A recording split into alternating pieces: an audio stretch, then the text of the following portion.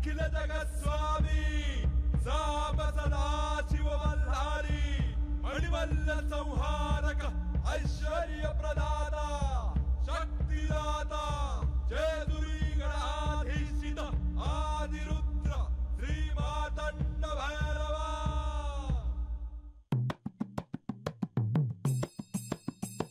जय देव जय देव जय देव जय देव जय देव जय शिव मातंडा।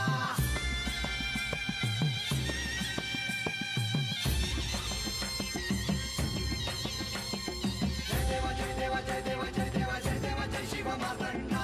हरिवर्धन मल्हारी तुझी प्रचंड अगडतुम नगारा सोन्याची जेजुरी देव गेले जेजुरा निळा घोडा। अगडतुम नगारा सोन्याची जेजुरी देव गेले जेजुरा निळा घोडा। पावमे तोडा कमरी कर पटा बिहिर मस्तकी तुळा। खोबऱ्याचा कुटका भंडाऱ्याचा भडका बोल अहंकारा सदानंदाचा येळकोट सदानंदाचा येळकोट। जय देव जय देव जय देव जय देव जय देव जय शिव मातंडा। जय देव जय देव जय देव जय देव जय देव जय शिव मातंडा। हरिवर्धन मल्हारी तुझी प्रचंड जय देव जय देव जय देव जय देव जय देव जय शिव मातंडा। हरिवर्धन मल्हारी तुझी प्रचंड। आणि आता आज या पुढे काय घडले ते मी आख्यानाच्या माध्यमातून सांगणार आहे। मणी आणि मल्लाने साक्षात आम्हाला देवांना देखील त्यांच्या बंधनात अडकवून ठेवलं आहे। आता ते आमचे देखील स्वामीच झाले आहेत असे म्हटल्यास ते अनुचित ठरणार नाही। ऋषीवर, माझ्या हातून हे घडणे केवळ अशक्य आहे। तुम्ही माझ्याकडे मदतीची याचना करण्यासाठी आला आहात हे जर त्या दैत्यानं कळले तर अनर्थ होईल। अजून किती प्रतीक्षा करायची? बंधू,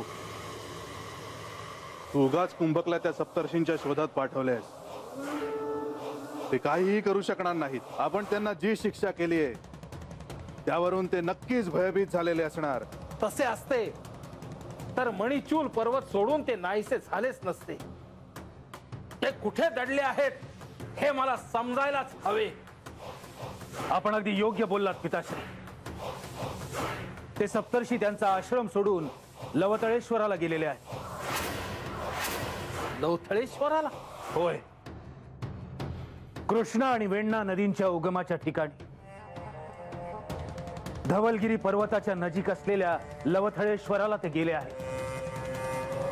तिथे त्यांनी त्यांच्या कुटुंबियांना ठेवले आहे, पण ते मात्र तिथे नाही।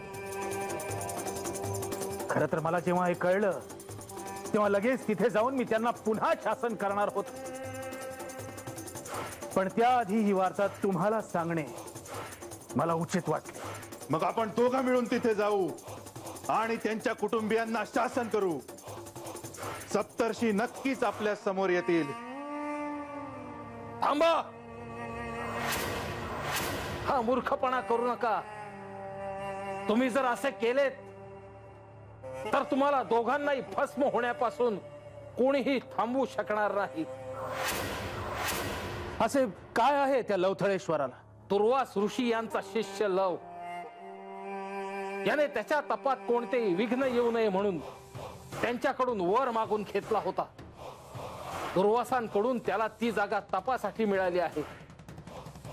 या जागेवरती कोणतीही असुरी शक्ती पाऊल देखील ठेवू शकणार नाही, आणि तसे जर झालेच तर ते असुर क्षणार्धात भस्म होतील असा वर दुर्वासांनी त्याला दिला आहे।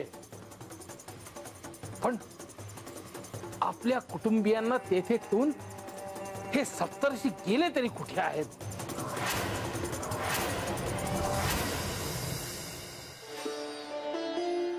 देवेंद्र, मोठ्या आशेने आम्ही तुमच्याकडे आलो होतो। मणिमल्लांच्या त्रासातून तुम्ही आमची मुक्तता कराल असा आमचा विश्वास होता। ऋषीवर, त्या दैत्यानं कठोर शासन करायला मलाही आवडले असते, पण ते शक्य नाही, हेच सत्य आहे. पण तुम्हीच असे म्हणालात तर आता आम्हाला कुणाचा आधार आहे? आम्ही कुणाकडे आशेने बघायचं?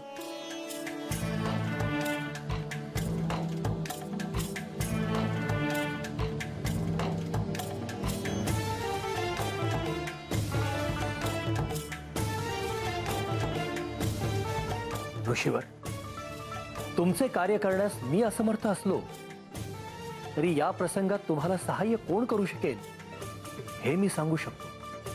कोण? ऋषीवर, तुम्ही तात्काळ विष्णुलोकी जावे. त्या दैत्यानं शासन करण्याचे बळ केवळ श्री विष्णूंच्याकडे आहे. श्री विष्णू हे अवघ्या सृष्टीचे चालक आहेत, पालक आहेत. ते नक्कीच यातून काहीतरी मार्ग काढतील.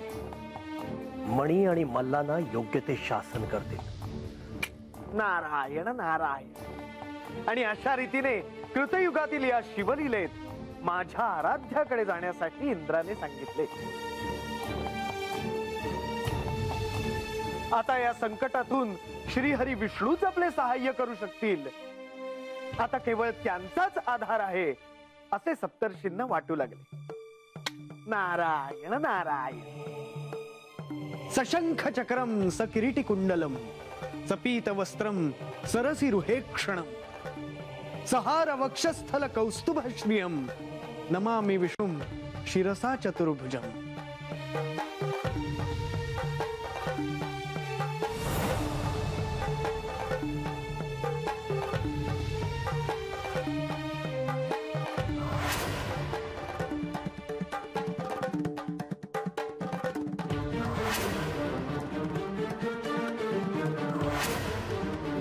नारायण नारायण. अचानक इथे गडावर कमळ कसे उमलले आणि इथे आजूबाजूला पाणी देखील नाही. माते, जिकडे श्री हरिविष्णू आहेत तिकडे कमळ येणारच.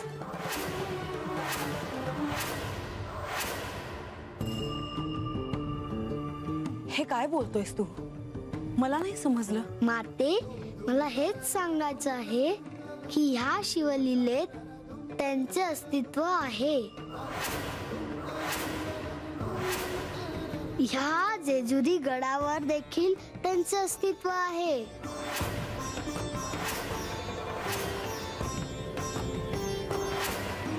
नारायण नारायण. श्री गणेश, श्री म्हाळसादेवींना हे समजले की माझे आराध्य प्रधानजी आहेत तर अनर्थ व्हायचा. नाही व्हायचा.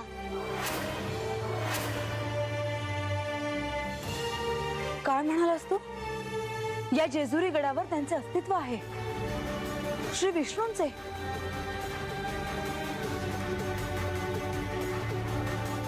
पण हे मला कसे ठाऊक नाही? माते, तेच तर तुला शोधायचं आहे.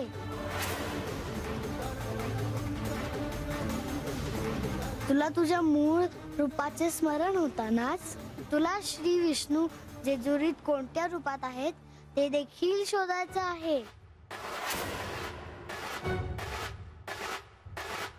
बालगणेश, अहो आम्हाला वाटलं की आता तुम्ही सत्य सांगूनच टाकणार की काय. नाही, ते मातेला शोधायचं आहे. बानू, तुला काही हवं आहे का? नाही ग, म्हणजे मला बी काय बी कळणं झालंय बघ. म्हाळसा, तुला जे काही आता कळलं आहे ते तुला तुझे मूळ स्वरूप जाणून घेण्यासाठी, ते शोधण्यासाठी सहाय्य होईल. तेव्हा तू आता अस्वस्थ होऊ नकोस, कारण तुला अजून बरंच काही जाणून घ्यायचं आहे. मुनिवर, आख्यानाला सुरुवात करा. नारायण नारायण.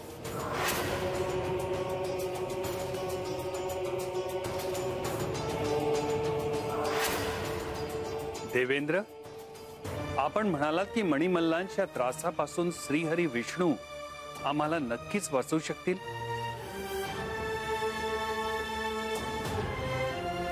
होय. ब्रह्मा, विष्णू आणि महेश या त्रिमूर्तींना अशक्य असे काहीच नाही.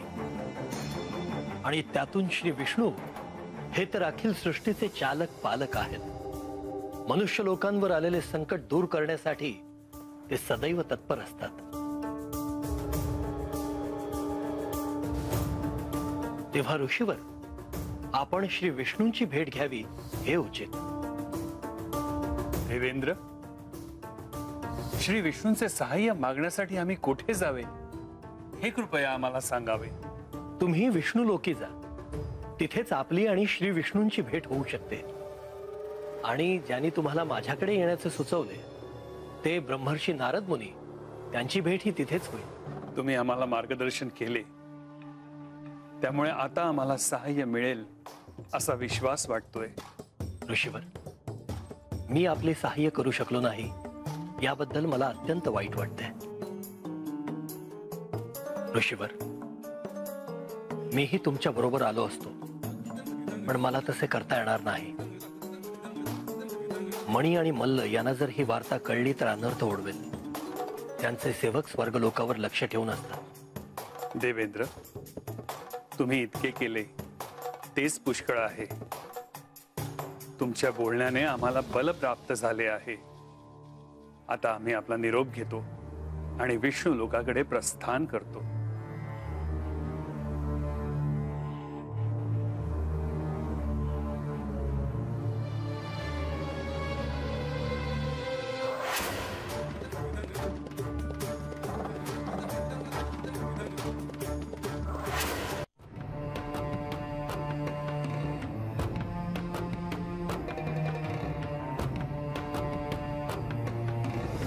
आपण मला बोलवलेत पिताश्री? होय. त्या सप्तर्षींमुळे मी अत्यंत अस्वस्थ झालो आहे. ते आपल्या दैत्य साम्राज्याच्या विरोधात जाऊन कुठेतरी तडून बसले आहेत. त्यांची मृत्यू घटिका समीप आली आहे. ते कोठे आहेत हे समजणे आवश्यक आहे. तू तात्काळ सेवकांना घेऊन जा आणि ते कोठे आहेत याचा शोध करा. मला त्यांच्याबद्दल सर्व काही जाणून घ्यायचे आहे. पिताश्री, आपण चिंता करू नये. मी त्यांना शोधे आणि तुम्हाला शरण येण्यास त्यांना भाग पाडे. मला तुझ्याकडून हीच अपेक्षा होती कुंभक.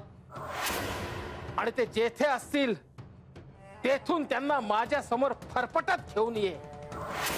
त्यांना मी आता असे शासन करणार आहे की ते पाहून या सृष्टीतले कोणीही या दैत्य साम्राज्याच्या विरोधात जाण्याचे धाडस करणार नाही. जशी आपली आज्ञा. मी तुम्हाला निराश करणार नाही याची खात्री देतो. येतो.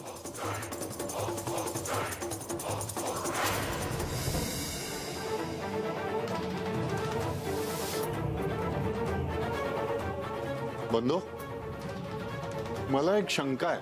विचार, निशंकपणे विचार. श्री विष्णू आपल्यावरचे हे संकट दूर करतील? श्री विष्णूंची प्रार्थना केली आहे आणि ती व्यर्थ गेली असे कधीच होत नाही.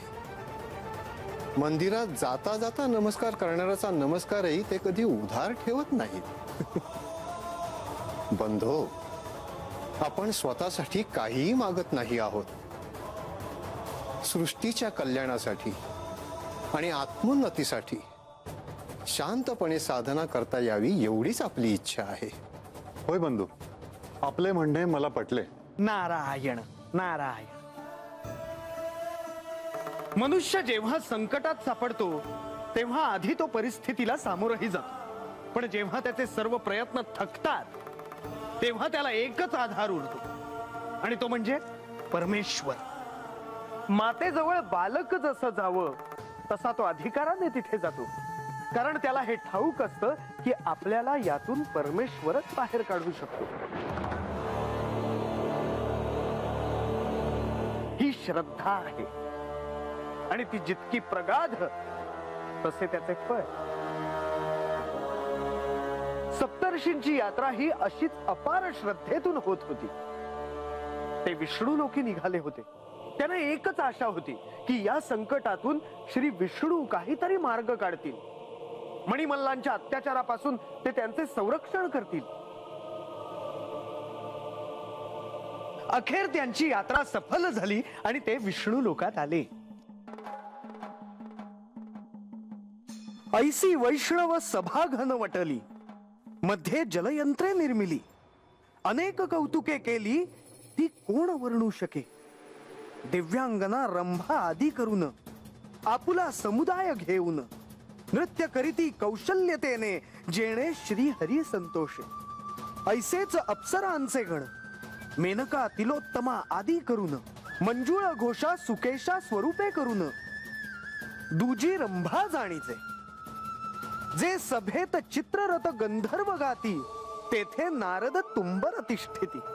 श्री हरिते मायेने तोषविती, परम भक्ती करोनिया.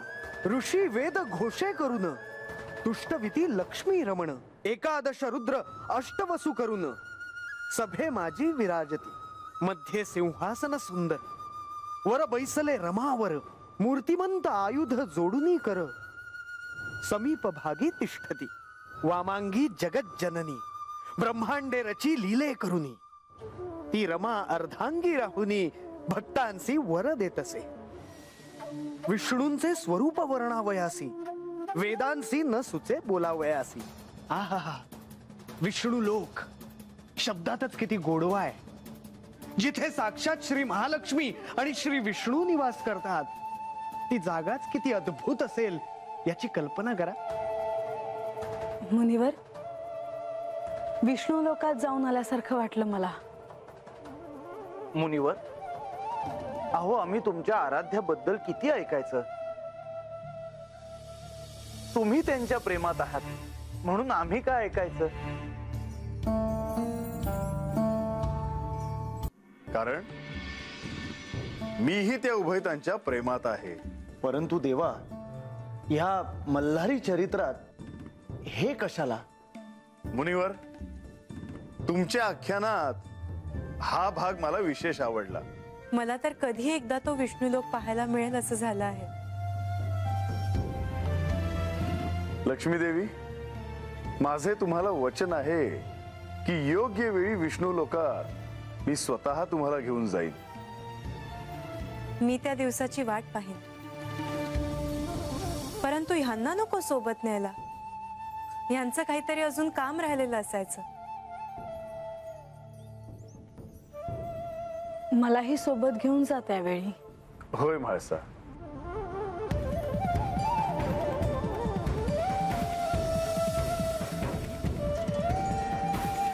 मुनिवर, तुम्ही तर तिथेच हरवला आहात. होय देवा, त्या क्षणी मी वीणा वाजवत श्री विष्णूंपुढे उभा होतो. श्री लक्ष्मी देवी आणि श्री विष्णू यांचे मन रमेल याचा प्रयत्न करत होतो. जय जय पालक चक्रधरा, उत्पन्न करता सावित्री वरा, संहार करता त्रिशूळ धरा, भक्त सहाकारी दया. जय नीलोत्पल नयन सुंदरा, श्यामतनु लक्ष्मी वरा, सुहास्य वदन उदार धीरा. भक्त रक्षका तू होसी, प्रपंच रहित दया सागरा. जय उमा वल्लभ प्रियकरा, जय चित्र विचित्र सारंग धरा. भक्त रक्षका दया धना. जय जय काम कल्पद्रुमा, जय जय प्रताप घनश्यामा. मधुकैटभ नाशक मुनी विश्रामा, भक्त सहाकारा तू होसी. तुझे करिता नामस्मरण, तयाने होई भवनाशन. सकळ संकटापासून सोडविसी दयार्णवा, विश्वाचा आत्मा तू होसी. सकळ जगाते चालविसी, अणुरेणू महद ब्रह्मा साक्षी होसी. निज शक्ती करुनिया.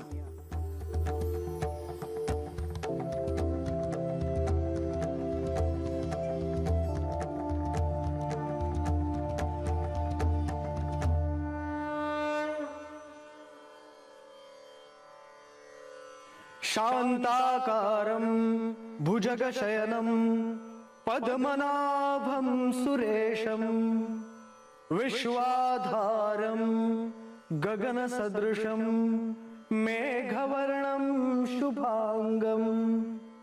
लक्ष्मीकान्तं कमलनयनं योगिभिर्ध्यानगम्यं वन्दे विष्णुं भवभयहरं सर्वलोकैकनाथम्।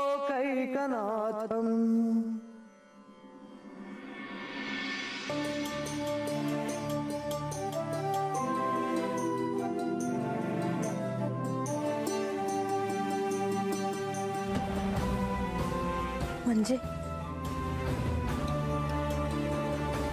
मला असं वाटतंय का आपल्या पृथ्वीवर श्री विष्णूंसारखं आणि महालक्ष्मी देवींसारखं कुणी असल तर आपल्या परदानजी लक्ष्मी देवींचा जोडा असेल।